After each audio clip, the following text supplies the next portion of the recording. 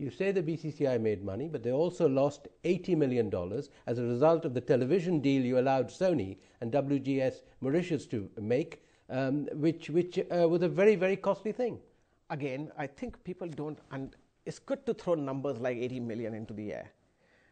First and foremost, let's just understand and be very clear in understanding this, that this is not how the business works. When we went out to market the rights of IPL, you'd be surprised sitting here today, there was one bidder. And that one bidder was World Sports Group. Sony actually bid and withdrew their bid prior to the bids even opening. ESPN bid, but they put zero number on the table, so their bid was disqualified. They said, we don't think this is going to work. We'll do a revenue share deal with you. The only company that actually put any money on the table above the minimum guaranteed amount was World Sports Group in the round one. And then they did a back-to-back licensing deal with Sony. Now, what's the job of a marketing company, which we all forget? A marketing company's job is to buy and sell rights. So if they bought a right, it's close to $2 billion, as an example. And they sold it for $2.80 billion to somebody, as an example. And they made $80 million over a 10-year period. What's wrong with that? I'm surprised they only made that kind of money.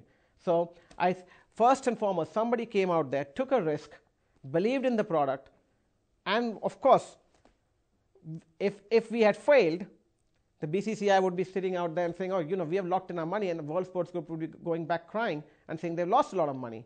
So when we say that the World Sports Group is going to make $80 million over a 10 years period, I'm so happy they're going to make $80 million over a 10-year period because they deserve it. They took the risk with us at the point in time when nobody's ready to take the risk. They bought the rights. And then they've gone out and further sold it to a third party. The issue here is that the way you did the deal cost the BCCI possibly $80 million. I think you're putting the question wrong. The way I did the deals, I made the BCCI billions of dollars, not cost them $80 million. Let's talk about the amount of deals that I've done for the BCCI in 2005 since I've come in. Prior to me coming in, look at the results of the BCCI at that point in time, how much money they made. Probably the BCCI in a year would make $30–40 million.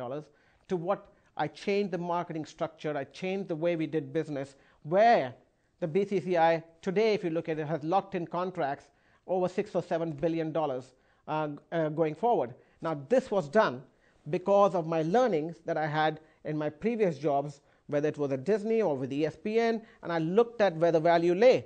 And I took the value that usually traditionally were kept by broadcasters or marketing companies, and I applied those principles and took them to a federation and made the federation earn all the money. And I did that on my own time, at my own cost. And we keep talking about $80 million I made the BCCI loss. What about the billions of dollars that I have made the BCCI